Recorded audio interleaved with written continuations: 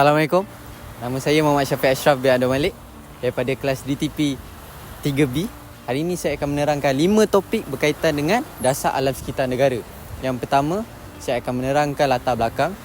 Kedua, objektif. Ketiga, prinsip. Keempat, strategi. Dan terakhir, pencapaian. Tapi sebelum tu, kita tengok pengenalan dulu.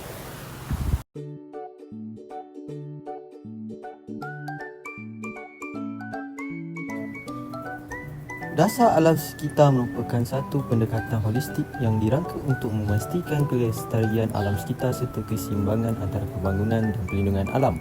Diperkenalkan untuk mengimbangi keperluan pembangunan ekonomi dengan keperluan menjaga alam sekitar. Ia juga merangkumi pelbagai strategi inisiatif serta undang-undang yang berkaitan untuk melindungi ekosistem negara daripada kemusnahan dan memastikan semua pihak bertanggungjawab dalam melaksanakannya. Pada tahun 1974, Kerajaan Malaysia mula memberi perhatian serius terhadap isu-isu alam sekitar apabila Akta Kualiti Alam Sekitar diperkenalkan. Dan pada tahun 2002, dasar ini diperkenalkan secara rasmi dan merupakan satu langkah komprehensif yang menggariskan hala tuju jangka masa panjang negara. Objektif dasar alam sekitar. Yang pertama, memastikan pembangunan mampan, iaitu pembangunan yang tidak hanya tertumpu kepada keuntungan ekonomi tetapi turut mengambil kira kesan sosial dan alam sekitar. Yang kedua, melindungi dan memelihara sumber asli negara. Melindungi dan memelihara sumber-sumber ini bagi memastikan ia dapat dinikmati oleh generasi akan datang. Dan ketiga, mengurangkan pencemaran dan meningkatkan kualiti alam sekitar dengan cara menguatkuasakan undang-undang alam sekitar. Prinsip dasar alam sekitar menekankan yang pertama, pengguna membayar polluter pay principle, iaitu mana-mana individu yang menyebabkan pencemaran atau kerosakan perlu menanggung kos memulihkan keadaan tersebut. Individu atau syarikat yang menyebabkan pencemaran pula perlu bertanggungjawab dari segi kewangan bagi menampung kos pembersihan dan pemulihan alam sekitar yang terjejas. Dan yang kedua, pendekatan berasaskan ekosistem.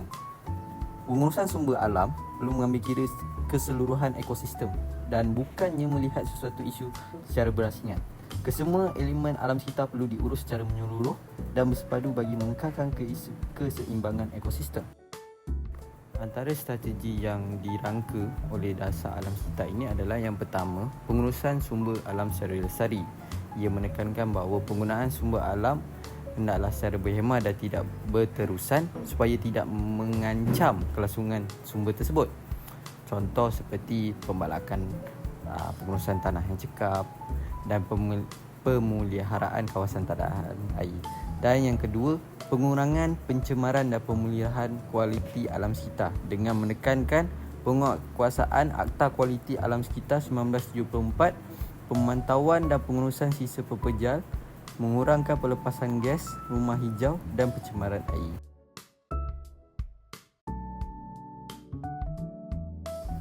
Antara pencapaian yang dapat dimiliki oleh dasar alam sekitar ini adalah dapat mengekalkan lebih 50% kawasan tanah sebagai kawasan berhutan, termasuk lautan simpan, taman negara dan reserve hidupan liar.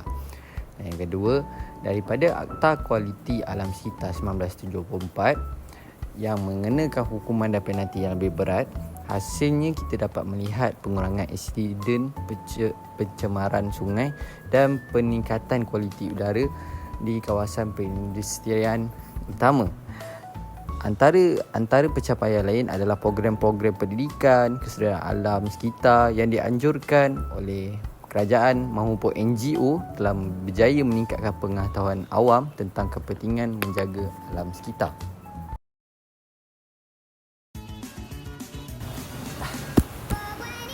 Dasar alam sekitar suatu negara mencerminkan komitmen terhadap kelestarian dan keseimbangan ekosistem. Bagi saya, penting untuk mendukung kebijakan yang berfokus pada pengurangan pencemaran, pemeliharaan hutan dan perlindungan biodiversiti. Refleksi ini menumbuhkan kesedaran bahawa tindakan individu seperti mengurangi penggunaan plastik dapat memberi impak yang besar dalam memastikan warisan alam lestari bagi generasi mendatang. Sekian daripada saya.